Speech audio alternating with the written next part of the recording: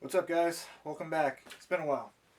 This video we're going to go over my plate carrier setup, and this isn't going to get into the debate of plate carriers versus chest rigs or why you should have a chest rig instead of a plate carrier. We can cover that in a different video.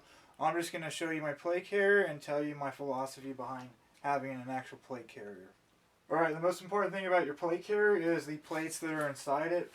These plates are Hesco 3810, so they're about 4 pounds each. So I have 8 pounds worth of plates, which is not a whole lot. They are level 3 plus, so you do get protection against green tip, which is important because there's a lot of people out there that think green tip is really good for some reason. So you might come across somebody with a green tip.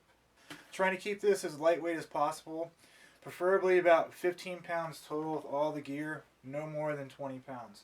I do have it fully loaded right now just to, demonstrate what I can carry on this plate carrier. In the front, I do have 3 pouches with lids, 1 mag in each, so they are going to be retained and you won't lose them very easily. Behind there, if I want, I can put speed reloads. I have the little Kydex things that I just stuffed inside, so they do have some retention. So 5 mags right there.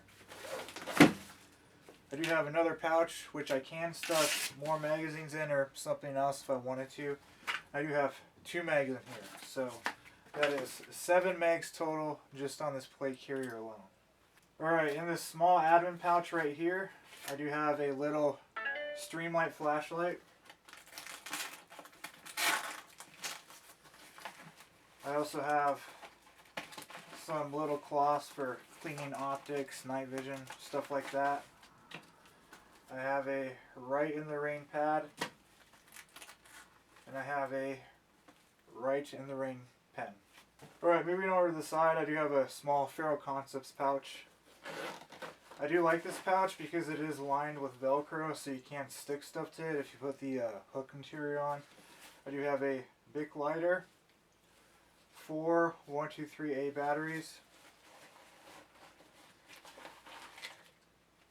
4 AAA batteries, and these are lithium batteries. I just stuck them inside this little AAA box. These are for my contacts, obviously. These are for weapon lights or lasers or my night vision. I also have a balaclava just in case you need to cover your face. My radio is right here. I can still access it. It's not hard to grab.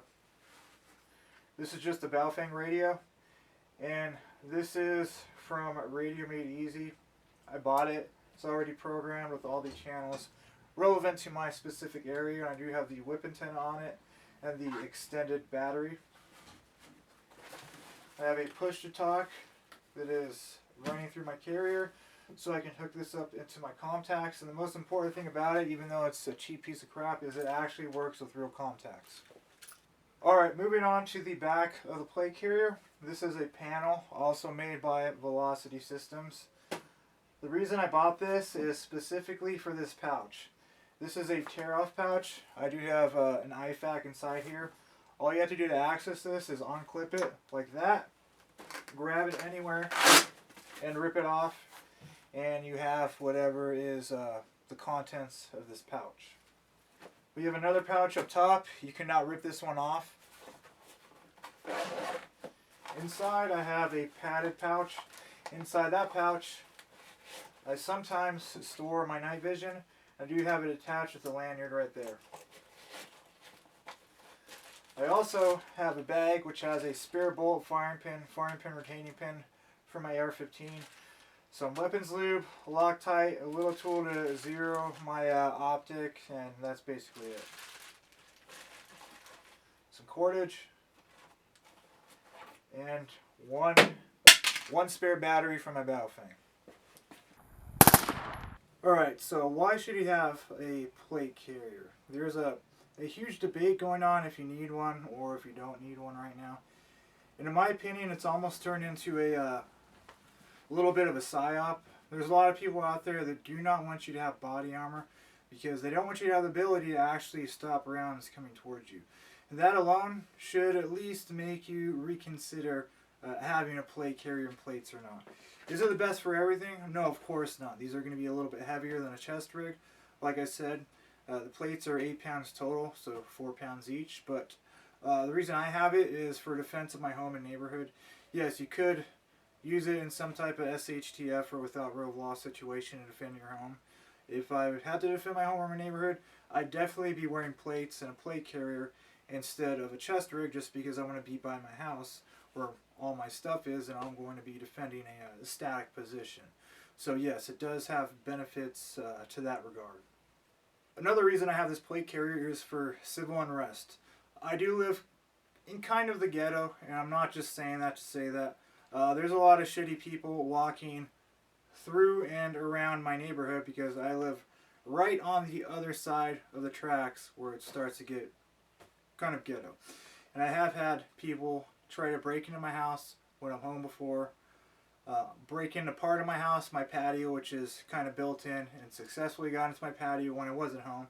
So there are criminals that are not too friendly to law and order. And I'm not saying I want to grab this if someone's trying to break into my house, but if there is mass civil unrest, a lot of those people are going to be exploiting it and breaking into homes and houses in groups and committing violent crime. So that's a big reason why I have this. At the end of the day, if you want to own a plate carrier, that is completely up to you. I'm just telling you my philosophy on the subject, but that's going to be it for the end of the video. I'm going to start making videos pretty regularly again. I'm going to try to put out at least one long form video, one short video a week. So hit that like and subscribe button. I'd appreciate it. I see you guys in the next video.